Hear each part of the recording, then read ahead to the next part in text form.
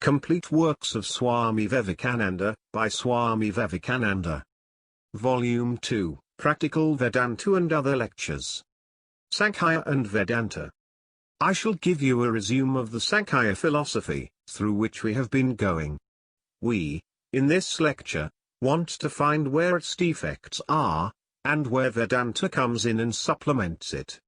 You must remember that according to Sankhya philosophy, nature is the cause of all these manifestations which we call thought, intellect, reason, love, hatred, touch, taste, and matter.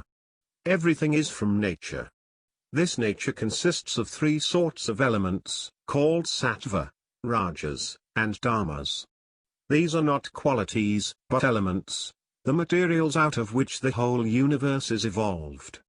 In the beginning of a cycle these remain in equilibrium, and when creation comes, they begin to combine and recombine and manifest as the universe. The first manifestation is what the Sankhya calls the Mahat or intelligence, and out of that comes consciousness. According to Sankhya, this is an element, tattva. And out of consciousness are evolved manas or mind, the organs of the senses, and the tanmatras, particles of sound, touch, etc. All the fine particles are evolved from consciousness, and out of these fine particles come the gross elements which we call matter. The tanmatras cannot be perceived, but when they become gross particles, we can feel and sense them. The chitta, in its threefold function of intelligence, consciousness, and mind, works and manufactures the forces called prana. You must at once get rid of the idea that prana is breath. Breath is one effect of prana. By prana are meant the nervous forces governing and moving the whole body, which also manifest themselves as thought. The foremost and most obvious manifestation of prana is the breathing motion. Prana acts upon air, and not air upon it. Controlling the breathing motion is pranayama. Pranayama is practiced to get mastery over this motion. The end is not merely to control the breath or to make the lungs strong. That is dilshati, not pranayama. These pranas are the vital forces which manipulate the whole body, while they in their turn are manipulated by other organs in the body, which are called mind or internal organs. So far so good. The psychology is very clear and most precise, and yet it is the oldest rational thought in the world. Wherever there is any philosophy or rational thought, it owes something or other to Kepler. Pythagoras learnt it in India, and taught it in Greece. Later on Plato got an inkling of it, and still later the Gnostics carried the thought to Alexandria, and from there it came to Europe. So wherever there is any attempt at psychology or philosophy, the great father of it is this man, Kepler. So far we see that his psychology is wonderful, but we shall have to differ with him on some points, as we go on. We find that the basic principle on which Kepler works, is evolution. He makes one thing evolve out of another, because his very definition of causation is the cause reproduced in another form, and because the whole universe, so far as we see it, is progressive and evolving. We see clay, in another form, we call it a pitcher. Clay was the cause and the pitcher the effect. Beyond this we cannot have any idea of causation. Thus this whole universe is evolved out of a material, out of prakriti or nature. Therefore, the universe cannot be essentially different from its cause. According to Kepler, from undifferentiated nature to thought or intellect, not one of them is what he calls the enjoyer or enlightener. Just as is a lump of clay, so is a lump of mind. By itself the mind has no light, but at sea it reasons. Therefore there must be someone behind it, whose light is percolating through Mahat and consciousness, and subsequent modifications, and this is what Kepler calls the Purusha, the self of the Vedantin. According to Kepler, the Purusha is a simple entity, not a compound. He is immaterial, the only one who is immaterial, and all these various manifestations are material. I see a blackboard. First, the external instruments will bring that sensation to the nerve center, to the Indraya according to Kepler. From the center it will go to the mind and make an impression. The mind will present it to the buddhi, but buddhi cannot act. The action comes, as it were, from the Purush or behind. These, so to speak, are all his servants, bringing the sensations to him, and he, as it were, gives the orders, reacts, is the enjoyer, the perceiver, the real one, the king on his throne, the self of man, who is immaterial. Because he is immaterial, it necessarily follows that he must be infinite. He cannot have any limitation whatever. Each one of the Purushas is omnipresent. Each one of us is omnipresent, but we can act only through the linga sharira, the fine body. The mind, the self-consciousness, the organs, and the vital forces compose the fine body or sheath, what in Christian philosophy is called the spiritual body of man. It is this body that gets salvation, or punishment, or heaven, that incarnates and reincarnates, because we see from the very beginning that the going and the coming of the Purusha or soul are impossible. Motion means going or coming, and what goes or comes from one place to another cannot be omnipresent. Thus far we see from Kepler's psychology that the soul is infinite, and that the soul is the only thing which is not composed of nature. He is the only one that is outside of nature, but he has got bound by nature, apparently. Nature is around him, and he has identified himself with it. He thinks, I am the linga sharira, I am the gross matter, the gross body, and as such he enjoys pleasure and pain, but they do not really belong to him, they belong to this linga sharira or the fine body. The meditative state is called always the highest state by the yogi, when it is neither a passive nor an active state, in it you approach nearest to the Purusha.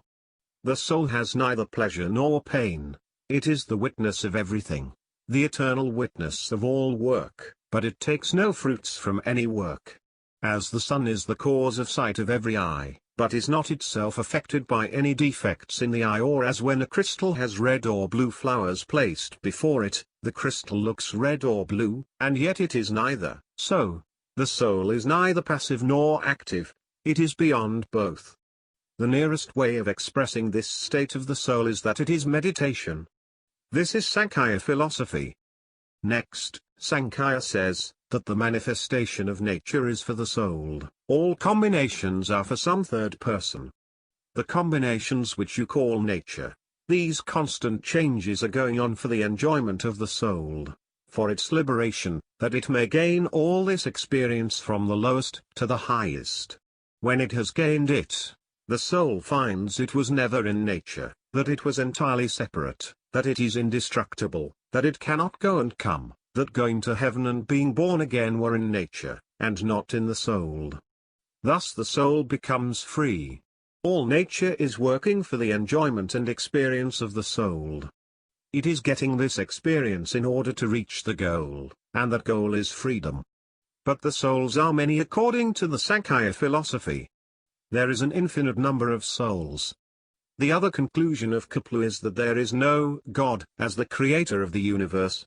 Nature is quite sufficient by itself to account for everything. God is not necessary, says the Sankhya. The Vedanta says that the soul is in its nature existence absolute, knowledge absolute, bliss absolute. But these are not qualities of the soul, they are one, not three, the essence of the soul, and it agrees with the Sankhya in thinking that intelligence belongs to nature, inasmuch as it comes through nature. The Vedanta also shows that what is called intelligence is a compound. For instance, let us examine our perceptions. I see a blackboard. How does the knowledge come? What the German philosophers call the thing in itself of the blackboard is unknown, I can never know it. Let us call it X. The blackboard X acts on my mind, and the mind reacts. The mind is like a lake. Throw a stone in a lake and a reactionary wave comes towards the stone. This wave is not like the stone at all, it is a wave. The blackboard X is like a stone which strikes the mind and the mind throws up a wave towards it, and this wave is what we call the blackboard. I see you. You as reality are unknown and unknowable.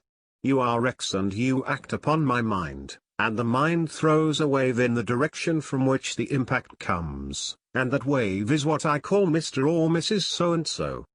There are two elements in the perception, one coming from outside and the other from inside, and the combination of these two, X plus mind, is our external universe. All knowledge is by reaction. In the case of a whale, it has been determined by calculation how long after its tail is struck, its mind reacts and the whale feels the pain. Similar is the case with internal perception. The real self within me is also unknown and unknowable. Let us call it Y. When I know myself as so-and-so, it is Y plus the mind.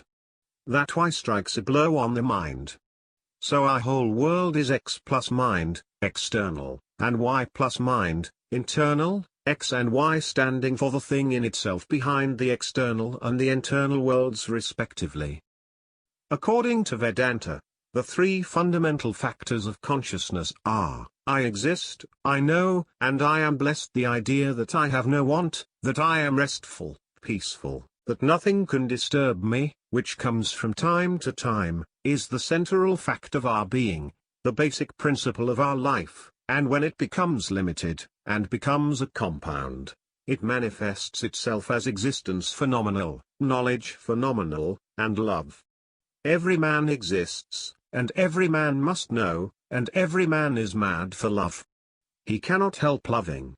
Through all existence, from the lowest to the highest, all must love.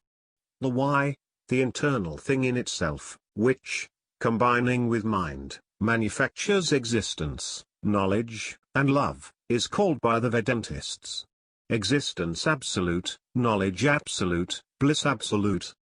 That real existence is limitless, unmixed, uncombined, knows no change, is the free soul. When it gets mixed up, muddled up, as it were, with the mind, it becomes what we call individual existence. It is plant life, animal life, human life, just as universal space is cut off in a room, in a jar, and so on. And that real knowledge is not what we know, not intuition, nor reason, nor instinct. When that degenerates and is confused, we call it intuition. When it degenerates more, we call it reason, and when it degenerates still more, we call it instinct. That knowledge itself is vijnana, neither intuition, nor reason nor instinct. The nearest expression for it is all-knowingness. There is no limit to it, no combination in it. That bliss, when it gets clouded over, we call love, attraction for gross bodies or fine bodies, or for ideas. This is only a distorted manifestation of that blessedness. Absolute existence, absolute knowledge, and absolute blessedness are not qualities of the soul, but the essence. There is no difference between them and the soul. And the three are one. We see the one thing in three different aspects. They are beyond all relative knowledge. That eternal knowledge of the self percolating through the brain of man becomes his intuition, reason, and so on. Its manifestation varies according to the medium through which it shines. As soul, there is no difference between man and the lowest animal, only the latter's brain is less developed and the manifestation through it, which we call instinct, is very dull. In a man the brain is much finer, so the manifestation is much clearer, and in the highest man it becomes entirely clear. So with existence. The existence which we know, the limited sphere of existence, is simply a reflection of that real existence which is the nature of the soul. So with bliss, that which we call love or attraction is but the rejection of the eternal blessedness of the self. With manifestation comes limitation, but the unmanifested, the essential nature of the soul, is unlimited. To that blessedness there is no limit. But in love there is limitation. I love you one day, I hate you the next. My love increases one day and decreases the next, because it is only a manifestation. The first point we will contend with Kaplu is his idea of God. Just as the series of modifications of Prakriti, beginning with the individual intellect and ending with the individual body, require a Purush or behind, as the ruler and governor, so, in the cosmos, the universal intellect, the universal egoism, the universal mind, all universal fine and gross materials, must have a ruler and governor. How will the cosmic series become complete without the universal Purusha behind them all as the ruler and governor? If you deny a universal Purusha behind the cosmic series, we deny your Purusha behind the individual series. If it be true that behind the series of graded, evolved individual manifestations, there stands one that is beyond them all, the Purusha who is not composed of matter, the very same logic will apply to the case of universal manifestations. This universal self which is beyond the universal modifications of Prakriti is what is called Ishwara, the supreme ruler, God. Now comes the more important point of difference. Can there be more than one Purusha? The Purusha, we have seen, is omnipresent and infinite. The omnipresent, the infinite, cannot be two. If there are two infinites A and B, the infinite A would limit the infinite B, because the infinite B is not the infinite A, and the infinite A is not the infinite B. Difference in identity means exclusion, and exclusion means limitation. Therefore, A and B, limiting each other, cease to be infinites.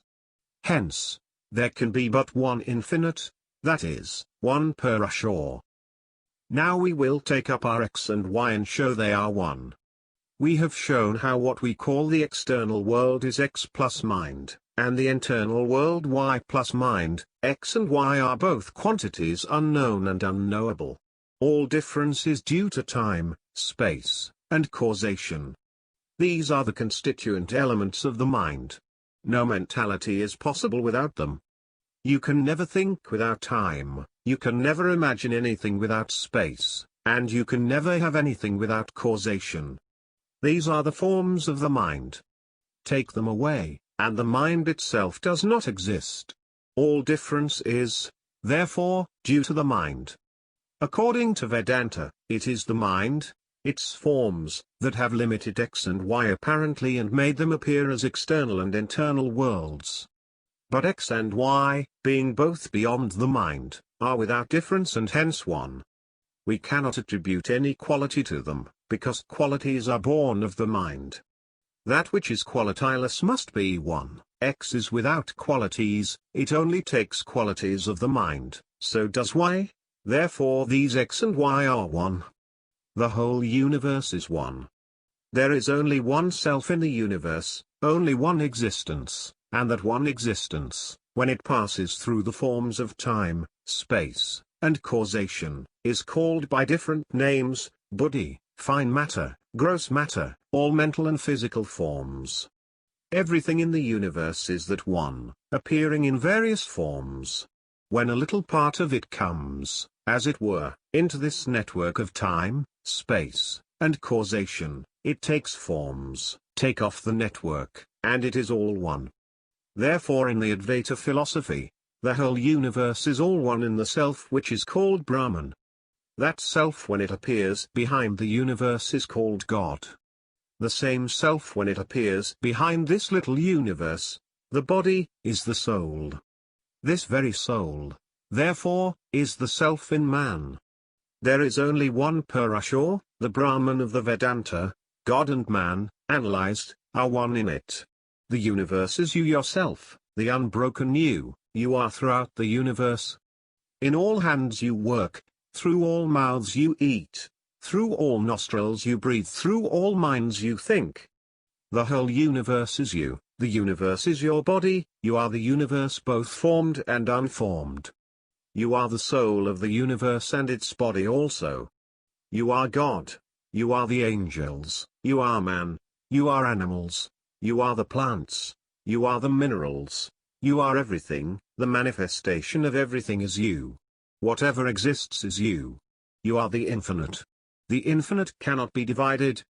It can have no parts, for each part would be infinite, and then the part would be identical with the whole, which is absurd. Therefore the idea that you are Mr. So-and-so can never be true, it is a daydream. Know this and be free. This is the Advaita conclusion. I am neither the body, nor the organs, nor am I the mind. I am existence, knowledge, and bliss absolute. I am He. This is true knowledge, all reason and intellect, and everything else is ignorance. Where is knowledge for me? For I am knowledge itself. Where is life for me? For I am life itself. I am sure I live, for I am life, the one being, and nothing exists except through me, and in me, and as me. I am manifested through the elements, but I am the free one. Who seeks freedom? Nobody. If you think that you are bound, you remain bound, you make your own bondage. If you know that you are free this moment. This is knowledge, knowledge of freedom. Freedom is the goal of all nature.